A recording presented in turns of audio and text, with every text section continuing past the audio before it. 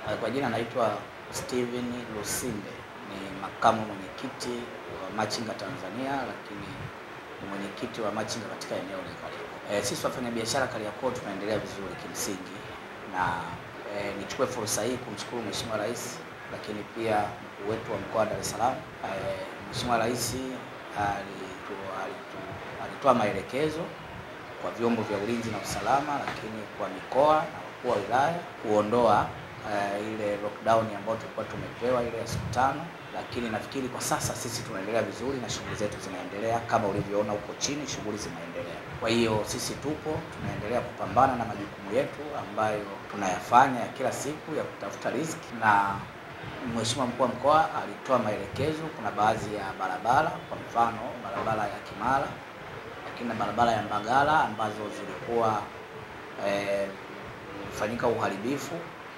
Kwa hiyo mkuu wa mkoa akawa ametoa maelekezo kwamba kwa sasa vyombo vinavyohusika viruhusu madaladala njia hizo zipite kwa ajili ya huduma za wananchi, kwa sababu mwendo kasi mpaka wafanye tathmini waone uharibifu kiasi gani, alafu then watatoa taarifa kwa umma kwamba lini mwendo kasi zitaanza kufanya kazi. Kwa hiyo kwa sasa tunaona pilika Kariakoo na maeneo mengine, na nitoe wito tu kwa Watanzania na wananchi na wengine nje ya nchi wanaopata huduma katika eneo letu la Kariakoo. Sisi tuko salama na shughuli zinaendelea. Tunamshukuru Mwenyezi Mungu, tulivuka kwenye lile jambo salama, na hata mpaka sasa tuko salama, shughuli zetu zinaendelea. Hapana, Kariakoo tunamshukuru Mungu. Kariakoo tunamshukuru Mungu. Zilitaka tukufanyika kidogo asubuhi pale makutano roundabout ya Uhuru na Msimbazi, lakini tunashukuru vyombo vya ulinzi na usalama waliwahi kuzima na hakukutokea kitu chochote, na Mwenyezi Mungu mwingi wa rehema aliendelea kutujalia. Hakuna mwananchi, sio machinga wala mfanyabiashara mkubwa ambaye aliwahi kuibiwa mali zake.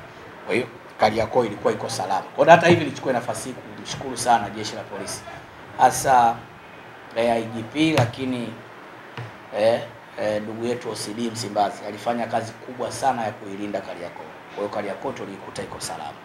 Na katika hili tu ni waombe vijana wenzangu, Watanzania wenzangu, tuliona ile adha ya siku kadhaa chache tu zile ambazo tulipitia kwenye maumivu makubwa kwenye swala lile la vijana waliotoka barabarani kwenda kuandamana, lakini mwisho wa siku serikali ikatuambia tukae majumbani. Tumeona namna ambavyo tumepata tabu.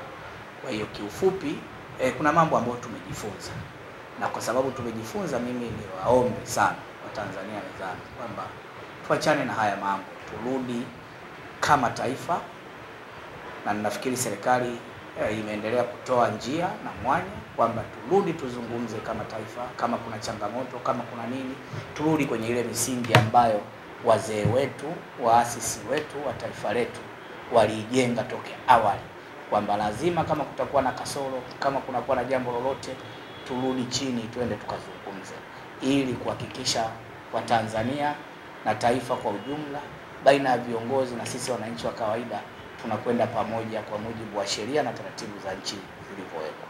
Kwa hiyo nitoe rai kwamba mambo yaliyotokea sio mambo mazuri kimsingi, hasa katika tamaduni zetu za Kitanzania. Kwa turudi kwenye ujamaa, kwenye Utanzania wetu. Tanzania sisi tunapendana, na kama ilivyo ada, unamkuta Mtanzania ameoa Mgogo kaoa Makonde kaoa Mnyakyusa, hali kadhalika hivyo mwanajeshi ameoa raia, askari polisi anakaa nyumba ya raia kapanga, anatoka asubuhi na magwanda yake anaenda kazini.